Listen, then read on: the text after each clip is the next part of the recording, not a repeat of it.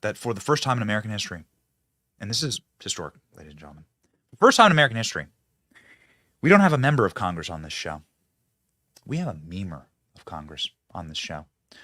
A great man, a man from the fine and honorable Georgia 10th Congressional District, Congressman Mike Collins, the first memer of Congress, joins the program now.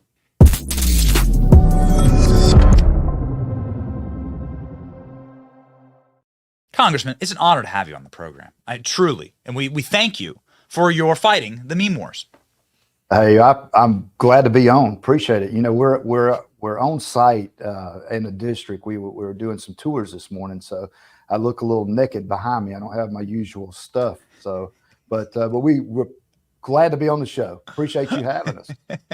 So I saw this in my timeline. I got to be honest. I hadn't followed your work that closely, and then I suddenly see you using a piece of whiteout to change your cards as an official memer of Congress, and it looked like this. And I was like, wow, this guy's going places. Well, the whiteout now, I think it dates me. I mean, you know, that's something back from the old typewriter days, and so it kind of shows how old I am, unfortunately. Can you tell me your shift into the meme world? And you have been spotted bringing memes in to the Republican conference. You've been using meme warfare. Here is a shot of you wandering through the halls with printed out memes.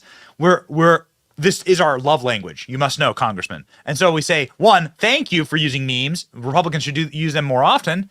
They're what the internet is built on. Two, why this shift towards memanic warfare? You know, we've had what we call the meme wall in our office, where we poke fun at each other. And, you know, if you get on the meme wall, it's a good thing. And so it's kind of been in our culture. But we just haven't had the exposure that we've had since, you know, the speaker was vacated, and we had a little idle time, and our comms director actually got married and took a week off. So, you know, we had free reign of everything. So there was it was a perfect storm. And showcased a lot of what we like to do, a little bit of humor. We're from the South. You know, we do know it's serious business in D.C., but we also like to have just a tad bit of fun while we're doing it. Did you kick out the speaker? Yes. What did it cost? Did it cost everything? How's your fellow Southerner Mike Johnson treating you? You know what? I think we've got an incredible new Speaker of the House. You know, when you look at Mike Johnson, he's not just a solid conservative, but he is an evangelical family man that is solid as a rock. He's not out there trying to be the rock star in front of all the cameras. This guy just works. And a lot of what you've been talking about earlier through that Judiciary Committee, that guy's been sitting right there with Jordan, and a constitutional lawyer, and he knows his stuff. So excited to have him. Great to be back at work. We need to be doing the people's business, and we're finally back at it. And so I saw, of course, you voted for and endorsed Mike Johnson. And Can you please tell me what will be some of the first orders of business here? There's some people who are like, I say give the man time. Like, everyone calm down. I sent out a tweet this morning, like, everyone calm down. He's been in the office for 12 hours. What are going to be some of the first orders of business? Well, you know, we've had a number of the appropriation bills teed up and ready to go. It's just time to get them on the floor, get them amended, and get final passage on them so that we can get those over to the Senate, because we've got a timeline. November the 17th that's probably my favorite one. I mean, I'm like Larry the Cable Guy, man. That's just funny right there. I don't care who you are. You know, it's just say the line. Anybody grew up, yeah. Say the line. Say it. Speaker's not elected. So yeah. Do these come from you, Congressman, or do they come from your staff? You know, if you see stuff that's old school, you know, it's stuff that I say off the cuff, especially when we're in the office or I'm walking around with the chief and the deputy and comms people. But you know, I get help from my friends. You know, I do have a little meme machine that I can just crank and it'll spit out a meme. But I get help from them. I mean, people know that. So okay, Speaker Collins is the only way out. Didn't you throw your hat in for Speaker? Am I misremembering this? No, you're exactly right. I mean, we had a list of I think 12 things that we put out there, that we would like to be seen. And that if we were to get elected speaker, man, we were going to do that. Everything from car mines at conference, in which they actually had the night before last, or 2 nights ago now, to space where I could park one of my 18 wheelers, if I brought it up, since I'm in the trucking business. So I'm not taking credit for that one now. I wouldn't have done that. That's a really good face swap there. We have an internal meme team here, and they're telling me that is a spectacular face swap. We do have a bit of breaking news. Jamal Bowman obviously got himself a Hunter Biden level deal for pulling the fire alarm and smashing all of the, we saw the video yesterday. He tore down all the emergency signs and yanked the fire alarm. You're saying jail, apology letter?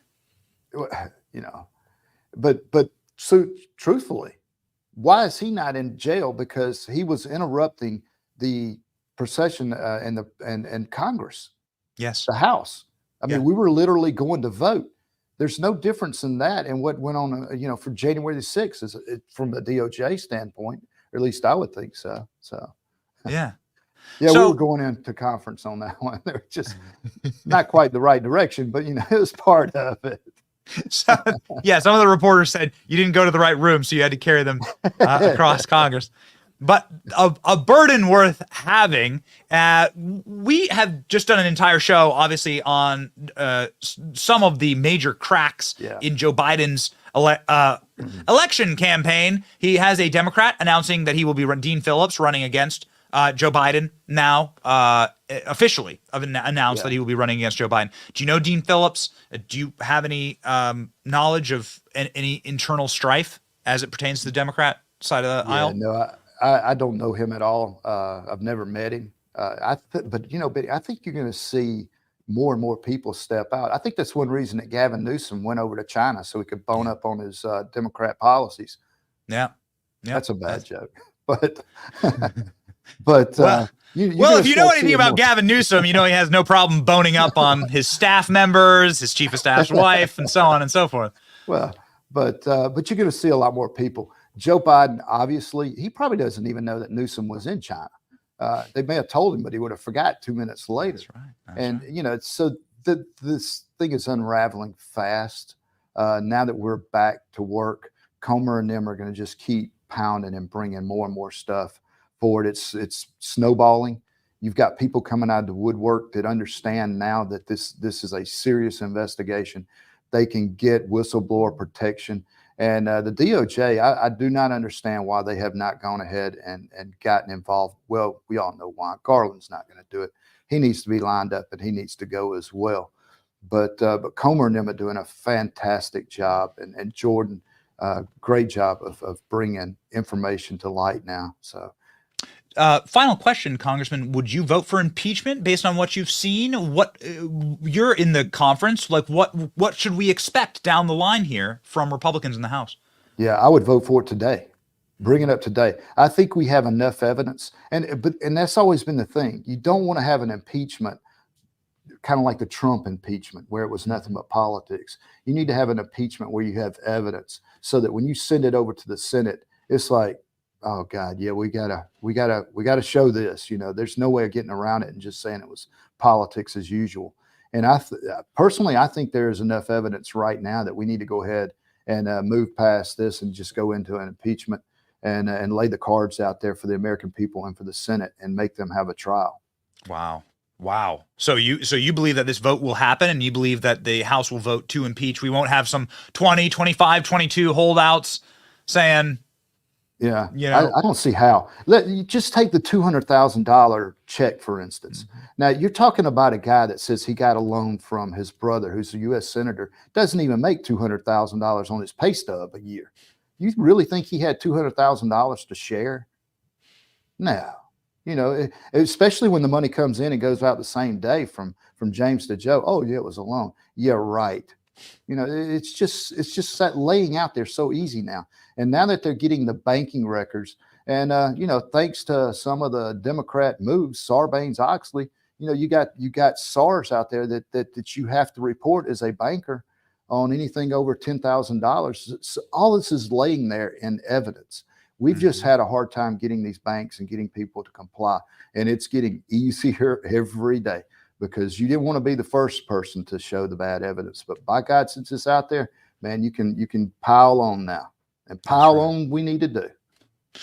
Dog pile on. I don't know if you're a Georgia Bulldog fan or not, but well, I was going to say that's a great reference, man. We got a ball game tomorrow down in Florida, the usual Georgia, Florida, largest cocktail party in the world. Be cranked up on Saturday. So looking forward to that. That's right. We are looking for a three-peat too.